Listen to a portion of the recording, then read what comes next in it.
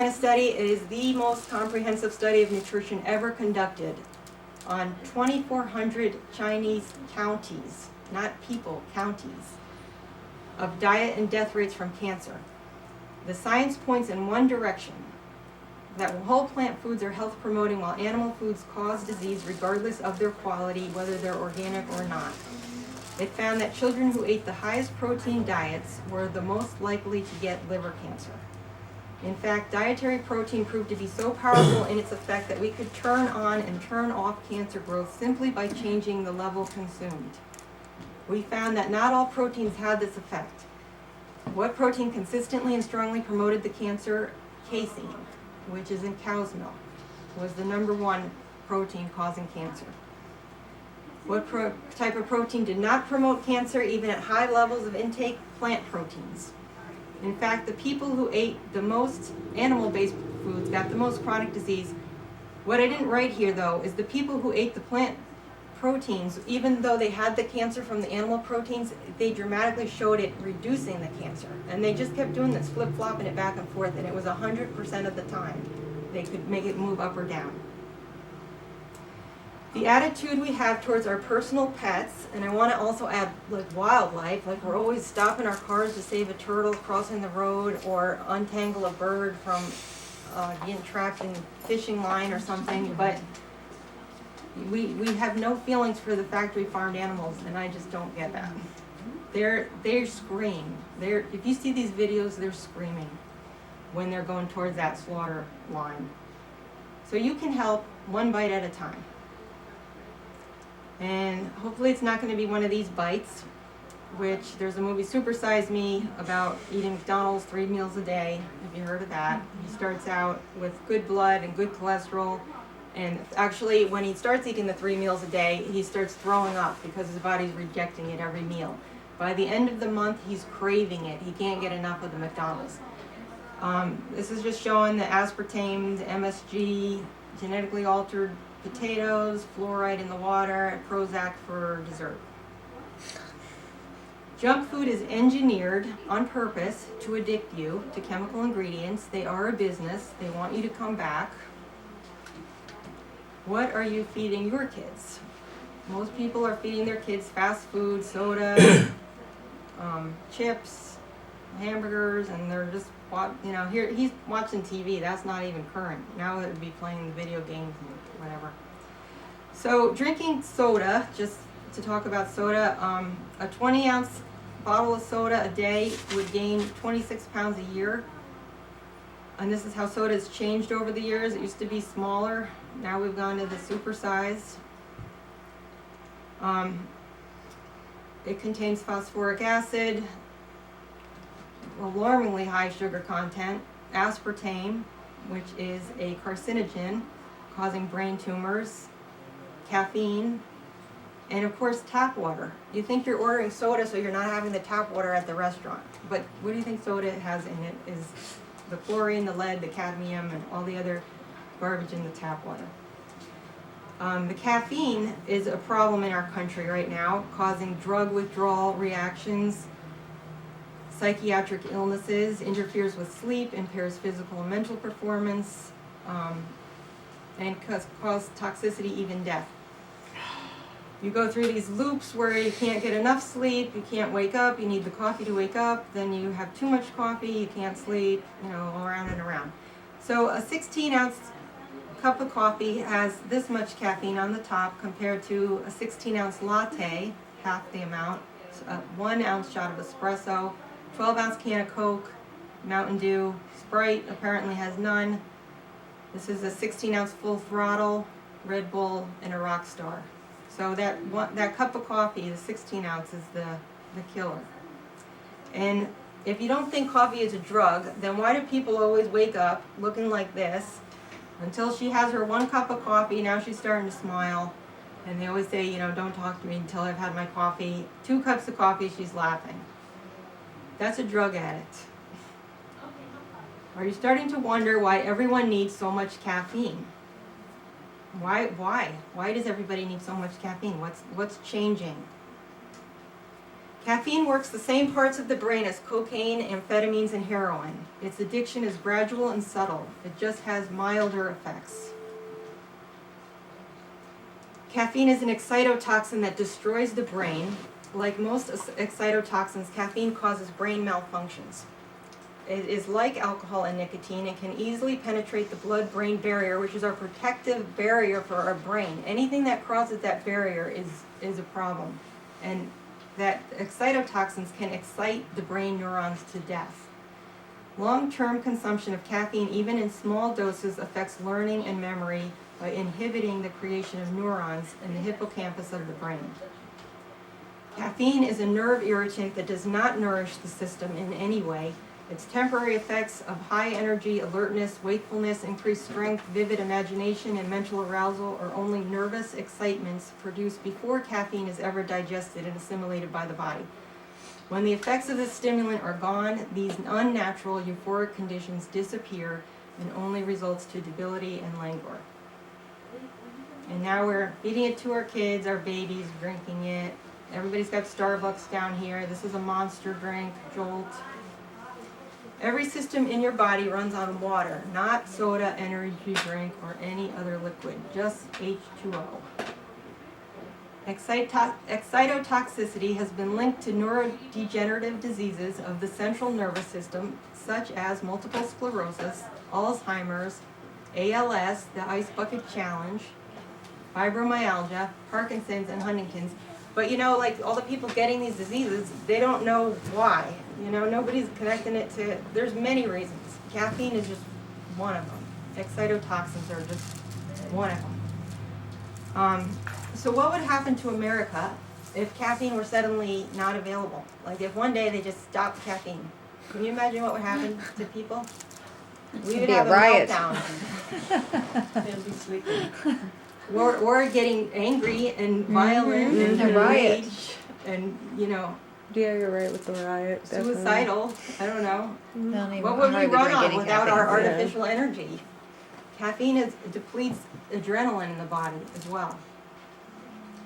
So the other excitotoxins are aspartame, which is that man-made equal or NutraSweet Monsanto makes, which actually people think drinking diet soda is going to make them thinner. It actually makes you fatter.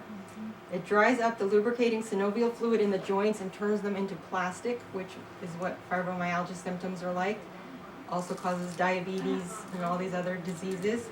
2/3 of the population today regularly consume aspartame, and that was a drug the FDA did not want to approve. They had evidence that it caused tumors in rats. They knew this for a fact, but Monsanto paid $35 million to Commissioner Hayes of the FDA that year to get this drug, this is a drug, approved. Otherwise, all the FDA scientists were saying, do not approve this. Michael J. Fox was a former Diet Pepsi spokesman. Informants say he is addicted to it. In third world countries, they are actually using Coca-Cola as a means of pest control. The same thing, it's disabling, that's what it does, it's disabling the nervous system of the insects. Yeah, so go ahead, open happiness. Every time I'm in a movie, I'm like, yep, there it is, open happiness. All the wonderful benefits. Also used as bug repellent. Yeah, so Coke and Pepsi are being used in India because they are cheaper and more effective than the other chemical pesticides. More effective. Pesticides are also neurotoxins, which have been linked to cause ADHD. These are called organophosphates. They account for as much as 70% of the pesticides used in the United States today. They work by interfering the nervous system of insects. And this is what I'm saying. We are having our nervous systems affected with all these things we are consuming. You become dependent on it, you need it, it's disabling your brain is what is happening, the neurons. That's how it's getting into the blood-brain barrier. Kids with high levels of this pesticide in their blood were 93% more likely to have ADHD than children with undetectable levels. 93%. I don't think you can argue that that was the cause of it, why they're all becoming unraveled. Do you still think organic vegetables are too expensive? We are a society that is burning itself out with excessive stimulants or excitotoxins. Sugar, of course, cell phones, are another thing, causing excitotoxins, internet, video games, even our constant shopping. The dissatisfaction of always wanting more and more and more, like we are all on crack cocaine. We are all on hyperdrive, multitasking nonstop, with no time to even listen to a 2-hour presentation about how our lifestyle is rapidly destroying our one and only planet and ourselves. People all the time, I don't have time, speed it up. Most social networkers check their texts, emails, Facebook, etc. obsessively, all the time, or every 15 minutes, like a lab rat trained to get a reward. If you could see us from a higher view, that is what we look like. We look like lab rats. These rewards, the messages we get, serve as jolts of energy that recharge the compulsion engine, much like the way a gambler who receives a new card hitting the table feels every time we get a text or something, it's triggering this. Cumulatively, the effect is potent and hard to resist. It's an addiction. The kind of web use is rewiring our brains. The brains of internet addicts look like the brains of drug and alcohol addicts. It stimulates that same area of the brain as cocaine does. A Chinese study found abnormal white matter, which is essentially extra nerve cells built for speed in the areas charged with attention control and executive function, increased. And I didn't write increase, did I? But also, the same study found the same changes in the brains of video game addicts, that we're increasing our abnormal white matter built for speed. Both results link internet addiction to structural abnormalities in the gray matter as well, which is actually shrinking 10 to 20%, and that's the area of the brain responsible for processing speech, memory, motor control, emotion, sensory, and other information. And worse, the shrinkage never stops. In their study, it kept happening. The more time online, the more the brain showed signs of atrophy. Withdrawal symptoms are depression and anxiety. When kids or anyone is told that you can't have your cell phone, you can't have the internet, they go berserk. And adults too. They said, could you live without your spouse for the weekend or your cell phone? What would you rather give up? What do you think they said? Their spouse. That's horrible. This was the Newsweek Not magazine. live for me. It's Maybe true, for you. right? So Okay. horrible. This was the Newsweek magazine, July 16th, the 2012 issue. There's much more if you want to read it. The fact is that those who spend more time online suffer from compulsory personality traits. Compulsive personality. So more and more people in our world are having a weakened immune system, becoming more environmentally sensitive, allergic to almost every kind of food. If you haven't already been talking to people like this, this is happening. But it is not just the food causing the cancer. Harmful electromagnetic frequencies are bombarding us every day all around us and interfering with our own body's immune system, and we are electromagnetic beings. This is totally playing havoc on our own systems. From cell phones, again, Wi-Fi, smart meters, microwave ovens even, get rid of your microwaves. Somehow even smartphones have become addicting to people. This cartoon just says, what? There's a new study saying radiation causes brain tumors, infertility, headaches, nausea, and cancer? Bury it. Business is booming. And it's true. Almost really everyone has a cell phone. 2-year-olds, they said, like 50% of 2-year-olds have cell phones. What? Smartphones. 2-year-olds? Because their parents want them to just look at the game or be Oh, occupied, right. and parents are actually neglecting their own duties. They're lazy now. Put them in front of a TV, give them the smartphone, then they're occupied. They're using it as like babysitters. That's what they do. When President Obama first ran for office, there wasn't even an iPhone at that time. That's how recent this is. And we think this is the way it's always been. It is not the way it has always been. That's what I'm trying to tell you. Like, pay attention. The average person, regardless of age, sends or receives about 400 texts a month, and the average teen processes 3,700 texts a month. Now, if that's not a lab rat, I don't know what is. Just constant. They're saying the computer is like electronic cocaine. It even promotes insanity, in some cases suicide. And they have a new disorder that they're putting in the Diagnostic and Statistical Manual of Mental Disorders that came out this year, which is called internet addiction disorder. This is now in the medical journal book. Some doctors have even been using electroshock therapy to try to treat internet addicted teens. Out of 200 people, 1 in 10 said they feel fully addicted. Again, Newsweek. So, Is TV about the same as internet? no. Probably more. No. Or, I mean, internet's No, probably see, more. TV, you're like passively I'm just watching curious, TV. Yeah. Internet, cell phones, video games, they're all quick. So we're getting overstimulated, and that's why the white matter is increasing, because it's quick. The speed is part of our brain. Whereas the gray matter, which has to do with the more emotional side, the sensory side, is decreasing and atrophying as this is happening. And these are just some of the symptoms. This is how mobile phone radiation penetrates the brain. In a 5-year-old, it goes almost the entire cavity. A 10-year-old, less. An adult, not as much, because we've got some thickness from our skulls built up.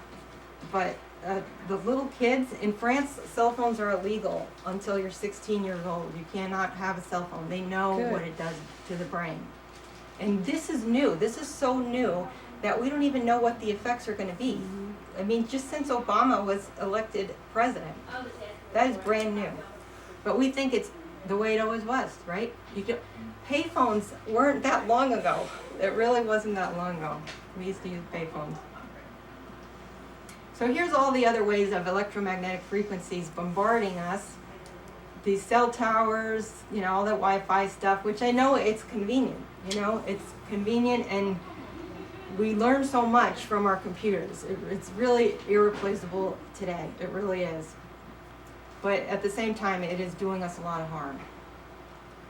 So what do we do? How do we protect ourselves? How do we build up our immune systems, which is what's being affected, to compete with all the attacks it is receiving? How do we reverse the damage we ourselves have created, mostly in just the last 30 years? How do we survive the 6th great mass extinction ourselves? The answer is we need to evolve.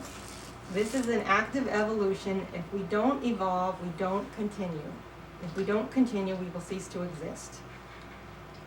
And William Cooper, who's dead now, he said, like it or not, everything is changing. The result will be the most wonderful experience in the history of man, or the most horrible enslavement that you can imagine. The future is in your hands. So you just can't coast along and do the same things everyone else is doing, or you're going to have the same diseases everyone else is having. You have to become informed about choices. The most important thing is eating foods that are grown and raised sustainably for the planet. Because never mind yourself, this is a planetary crisis we are in. First, it starts with yourself and your own health. Don't try to change everybody in your world, your family, your kids. Just start with yourselves. Make it simple. But the health of the future human race definitely starts with today's children and whether or not they are going to grow up into healthy adults. Eckhart Tolle of A New Earth, he said, a significant portion of the Earth's population will soon recognize, if they haven't already done so, that humanity is now faced with a stark choice: evolve or die. In other words, I'm saying eat sustainably, or the food itself has been purposely engineered to kill you and make the population who is not eating sustainably sterile. That is what they've done to the food on purpose. And if the food doesn't do it, your cell phone probably will. Native Americans lived with the awareness of how their actions would affect the next 7 generations. We can't even get people to focus past their next meal. Our denial is all-consuming. Our resistance is strong. We outright refuse to change or care. The question is, why not? What's wrong with us that I have to have such a strong message? I don't like giving this presentation. I really, really don't. But it's like, man, really? I have to give this? And yes, I was told, yes, I do. Hopi elders had a speech in 2011 at the United Nations. They're saying, you've been telling people that this is the 11th hour. Now you must go back and tell people that this is the hour. Where are you living? Where is your garden? And do not look outside yourself for the leader. There is a river now flowing very fast, and it is flowing so fast that there are those that feel threatened. They will want to hang on to the shore, but the river has its destination. Today, most of humanity fear to lose the comfort that keeps us in our velvet prison. Do we realize that we are walking over dead bodies just by doing the regular shopping at the supermarket? Consumerism is coming to its end, and so is the grand experiment. It will be nature who will do the enforcement of Creator's one law, because the planet will survive. It knows how to survive. I think the only ones who will survive this are the ones who are living sustainably for the good of the earth and who are eating exactly and only for the good of their bodies, which are mere extensions of the same material that the earth is made of. This wouldn't be the first time humans were destroyed for being destructive. History has shown that. This isn't happening just because someone is trying to make a profit. So to recap, if you were trying to reduce the all-consuming human overpopulation, what would you do? Contaminate the food supply, make plants and trees sterile, genetically alter the DNA of plants to cause cancer and sterilize humans, reduce sperm count in men and reduce ways to procreate, genetically modify corn and then use that ingredient in 75% of the processed food and feed it to all the animals and fish, poison the fish and oceans with mercury, take away the pollinators and natural pest controllers that have lived for millions of years, weaken and attack the immune system directly through sexual transmission, so even the act of procreating carries the virus. Make the virus mutate indefinitely so no medicine can ever cure it, and people are forced to use condoms. Treat cancer with poisonous mustard gas and radiation so that the treatment is worse than the disease. Put chemicals in the water supply to alter sexuality and increase sterility. Make technology as addicting as it is harmful. And if that doesn't work, there's always the chemtrails. If you haven't heard about those, they're spraying something on everybody, like we're down here like cockroaches. So, have I gotten your attention yet? This isn't just about the money. In 1798, Thomas Malthus wrote, "The power of population is so superior to the power of the earth to produce subsistence for man, that premature death must in some shape or other visit the human race." We have to die early, he's saying, to keep the population in check. The vices of mankind are active and able ministers. Our own addictions will help this, is what he's saying. The vices of mankind can help with depopulation. They are the precursors in the great army of destruction and often finish the dreadful work themselves. So the stuff we are doing ourselves can do it ourselves. But should they fail in this war of extermination, sickly seasons, epidemics, pestilence, and plague advance in terrific array and sweep off their thousands and tens of thousands of people. Should success still be incomplete, gigantic inevitable famine stalks in the rear and with one mighty blow levels the population with the food of the world. This is what he wrote in 1798. Have you heard of the Malthusian movement? Has anyone here heard of that? Okay, Thomas Malthus, he argued that human populations increased at an exponential rate back in 1798. As I said, in 1804, they said Pennsylvania had too many people. Food production either remains stable or increases slowly. As a result, human populations inevitably outstrip their food supply and eventually collapse into starvation, crime, and misery. And this was his chart. He was saying there's a chart where population meets the limited amount of resources, and that's it. This is what they thought population would do back then. This was made where they thought for some reason they would have this dip after 1950, 1960, and then slowly decline. This is instead what our population has done. Just a pure skyrocket. And really, if you look at it since the 8,000 BC here, it's pretty flat. In 1 to 2 million years, all we did was have 2 billion people on the planet, but in just the last 64 years, we have tripled that. In just 64 years, what took 2 million years to create, in 64 years, we've tripled it. This is showing you that after 3 million years, there was only 10,000 people on the planet. It doubled after to 19,000 years. And then the next time it doubled to 20 million people was 5,000 years. Then it only took 2,000 years to double, then 1,600, then 1,400, then 1,200, then 500, then 200, then 60. It was 3 billion people in 1960.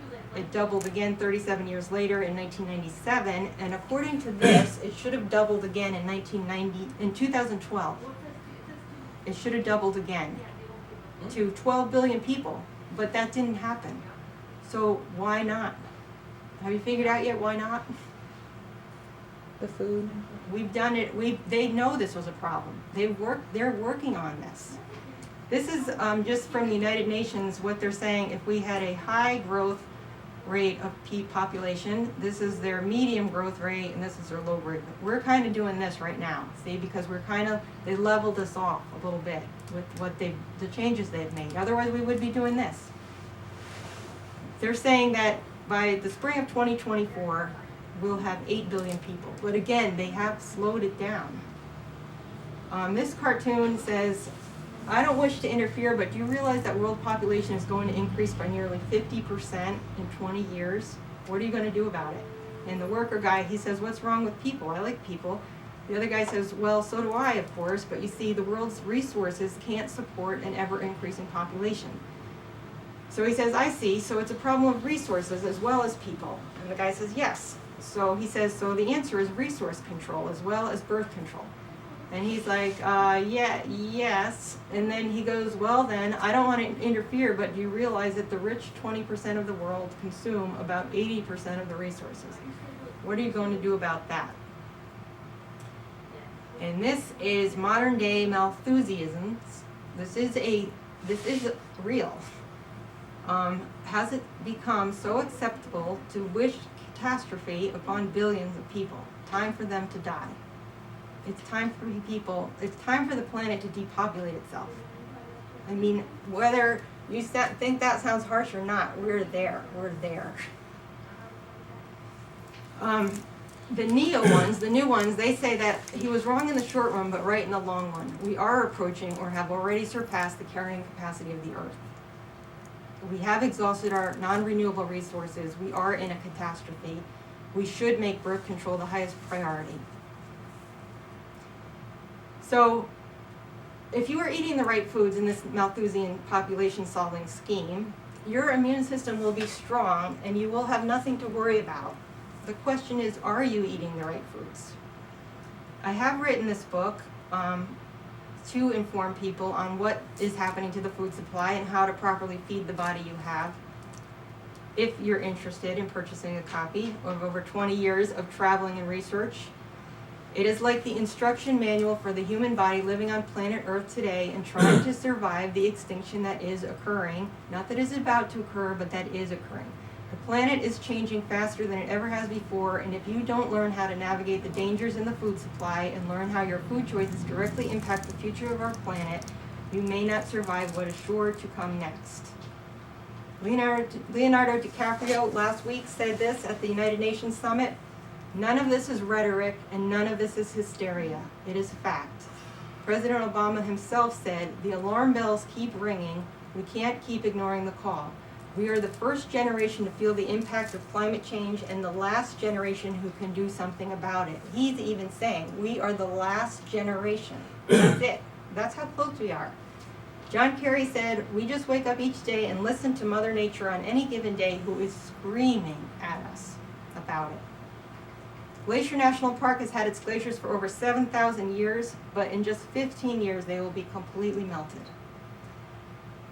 According to all my research, I am expecting in just 15 years that 80% of our population will have cancer. They have stopped waiting for the population to change. The plan of action has been put into effect. That is the purpose of this presentation. There are people who are already making the changes that are acceptable to the planet, and the planet will be divided, is even now being divided. And you can recognize who is in alignment and who is not by what they are eating. There are only so many warnings that can be given, only so much talking that can be done. Time is up. The Hopis have a prophecy: when the earth is ravaged and the animals are dying, a new tribe of people shall come unto the earth from many colors, creeds, and classes, and who by their actions and deeds shall make the earth green again. They shall be known as the warriors of the rainbow. So, questions or comments, anyone? I'm here to help. Remember that. Don't ask yourself what the world needs. Ask yourself what makes you come alive, because what the world needs is more people who have come alive. But not because they're drinking coffee. So usually I have this salad I serve at this time. Is what the most important recipe in this book. But today didn't have it. But it's time to be part of the solution. So anyone have any comments? I'm exactly on time. I think you did a great job. I appreciate your presentation, I really do. You know, this presentation, I mean, it's shocking and there's a lot and it's overwhelming. But what will happen is you will go home, you will go to bed, you will sleep. Over the next few days, about it. this stuff is really going to start activating Or the next time you go to eat inside of you. or drink your Well, coffee. there's, as direct as this was, it is a subliminal, subconscious effect that it has. It starts creeping in, and you can't pretend you don't know. Once you know, you can't pretend you don't know anymore. That's what they say. And this is the second time I've seen her do this presentation, and just seeing the pictures now literally makes me sick. And yesterday I went to eat a piece of pork, and you and me were talking. Just the taste of I tasted blood. That was it. I just couldn't really taste anything else, and that was all I thought about. And I never thought I would become vegan or anything, and now I'm like really debating it. I'm like, yeah, you know what? That's it. It does sink in. For sure. I mean, yeah, it's every area of eating meat is a problem. Every bit of it. And if you don't choose not to, they have the solution. It will kill you. And You'll get the super bugs, you'll get the cancer they have. What are they eating? Well, that's what I used to ask a long time ago. The people who make these products eat their own products, like Rockefeller. And I found out, does he use medicines, drugs, whatever? He had a naturopathic doctor. He did not. Like the people the food cereal industry, I was like, do they eat the crap that's in this product? And this was on the news recently. The pediatricians are saying parents feeding their kids all the sugar cereals fortified with these added vitamins don't realize the vitamins are drugs. They're drugging their kids with overdoses of vitamins, and they don't realize they're adult doses that are in there. And he said it himself. Vitamins are drugs. They're not food. They're drugs. They're chemicals. Yeah, Susan, in your book you write self-sustained growth of plants, right? There's a special word you use where... Oh, self-sustainable. No, you grow something and then the soil actually gets more fertilized. And Oh yes, with permaculture yes. techniques. That's a way of increasing the nutrition in the soil naturally because what we do, in other words, leaves fall down from the trees, land on the ground, that would be replenishing the soil, but instead we rake them off the soil, then we put our own chemical fertilizers on instead, and we keep stripping the soil of everything natural that it has, and then that all washes into the lagoon, and that's causing that problem there. If we let the leaves fall onto the ground and re-nourish it, if you feed the bacteria in the soil, they produce the vitamins and the minerals that feed the plants, and then you eat the plants, and that's the cycle that's supposed to happen. Now, really though, with this population problem, and there's a whole bunch of people doing the permaculture trying to heal the earth, and those are those rainbow warriors that the Hopi prophecy refers to. There are people trying to heal the earth. And that's why I'm saying the earth is going to divide. This isn't going to sweep across everybody. 80%, it's going to be the 80-20 rule again. 80% is not going to change. They're not going to make the changes. Their bodies will decompose from these man-made created illnesses. The 20% who are helping the planet, who are eating the right foods, because we're the same material as the planet is. If you're not eating what is earth grown, you know, you're gonna suffer the man-made diseases. So it's an 80-20 split, and it's literally happening. And there's all other prophecies. I mean, even the book of Revelations talks about a third of the population being wiped out, you know, plagues or natural disasters or whatever. It's going to happen. There's no question it's going to happen. If you want to be one of the survivors, I'm saying, change the way you're living and eating, and teach others to do the same. Are you in the process of making this into a documentary? I want to put this on YouTube. That's why we're recording. A documentary. I know they have these films. Like, seriously, watch Fed Up and Cowspiracy. If you think I over exaggerated anything, watch those. Their facts brutal. were worse than mine. And so I'm like, yeah, they make these films that are free flowing, talking people. You know, I've got this PowerPoint. I mean, I'm not going to go interview people. I've got their quotes. This is my version of that. But I have a different ending. They don't tell you the ending. They don't tell you. I don't know if they get extreme with why this is really happening. That Malthusian stuff, that came from my son. He's learning that right now at the Vero Beach Charter High School. They are operating on the African women of childbearing age and making them not able to produce. And they don't know this. This is an operation they're thinking is for a different reason. They're giving them in their vaccines the sterility drugs. That's why I was focusing on Africa. That's where Ebola started. That's where HIV started. They were targeted. There are a committee. Thank you Thank so you. much. Thank you. It was awesome. Very nice. Yeah, so you can Thank you decide. for You know, allowing if us you to do wanted, this. Thank you. I'm glad that you were able to watch it without showing it to all your patients first, because it is extreme and controversial. So this is just something for you to think about. You know, I'm offering to do that on other groups now. What's happening is I'm getting asked to give this at churches, at Progressive Space Coast Alliance wants this talk done. So it's kind of spreading now on its own. I got the ball rolling. They want to show this to other people now. So if there's anyone else you want to show it to, you know, I'd be happy to do this again. Great job, Sue. Thank Thank you. you very Thank much. you.